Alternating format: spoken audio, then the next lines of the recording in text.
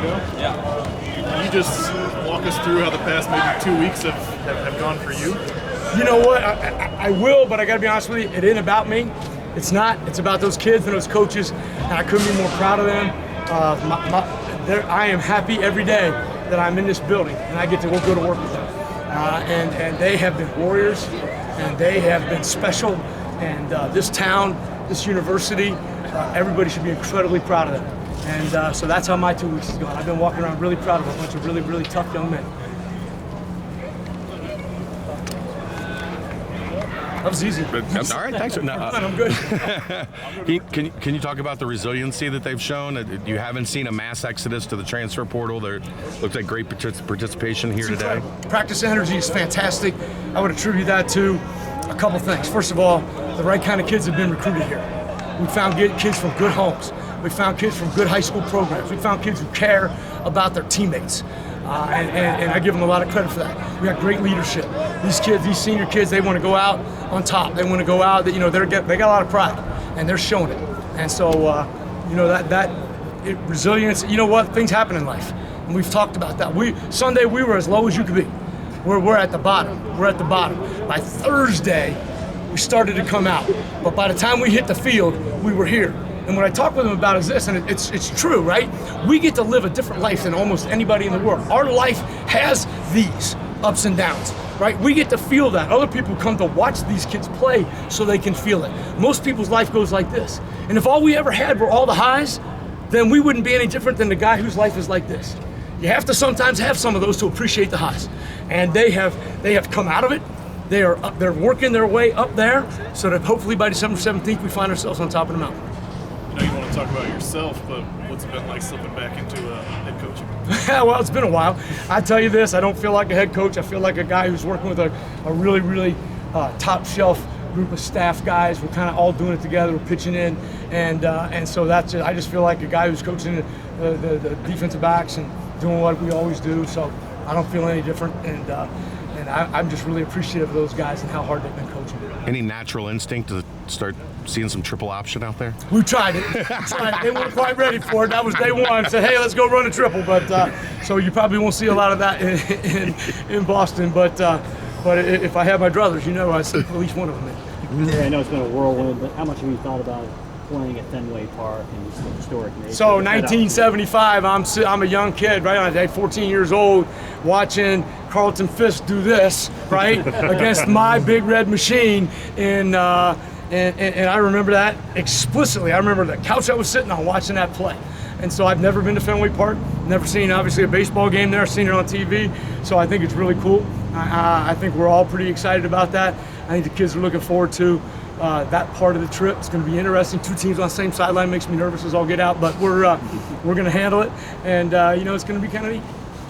Keg and Nails back in play. Yeah. Do these kids have an understanding of what now. that's all about? They do now. 1929, Keg and Nails started between two fraternities, one there, one here, and the whole conversation was which team was tough as nails. Which team was tough as nails. That's where the Keg and Nails came from. And it's been around for a long time. I was here for that rivalry game quite a few times. My first journey, since we don't play them anymore in the regular season, the kids here don't really understand it, so we made sure they understood it. And if the contest is going to be who's tough as nails, then let's go find out. That's what our kids, that's kind of what they pride themselves on. And I think it's a really cool rivalry. I think it's neat that it's part of this game, so we have certainly talked about the Keg and Nails. What are your initial conversations with Coach Satterfield? Great, very positive. I really like him. He's a very nice guy. I have not had the good fortune or misfortune of coaching against him at any point in my career. So watching him do his business and getting this thing going, directing toward the Big 12, I think he's doing a really good job. He's got a different job right now than I do. I'm a little bit scattered, but we've had really good, positive conversations. It really seems like a really, really nice, genuine, sincere person who's won a lot of football games. And I think that's pretty cool. He told us that there was a spot for you on his staff. Not going that road. We're just going to talk about the kids. We're not talking about Coach Coombs and his future. We're talking about the players because, I got hit back. I got hit from a bunch of alumni kids that I coached the first time around. And it was it was really neat because those guys all went through it, right? The Haruki Nakamuras and the Austin Boujnaks and all those kids, that went through it, Travis Kelce, and they all say the same thing. Coach, what I remember is this: it's about the team. It's about the team. And the team at the University of Cincinnati over the last 15 years has been incredibly resilient, right? Through coaching changes. What the constant has been is that they show up every Saturday in that stadium or wherever they are, and they play really hard, and they play for each other. They play for this town, they play for the city, they play for that 300-mile radius. They do all of those things, and it's really about the team.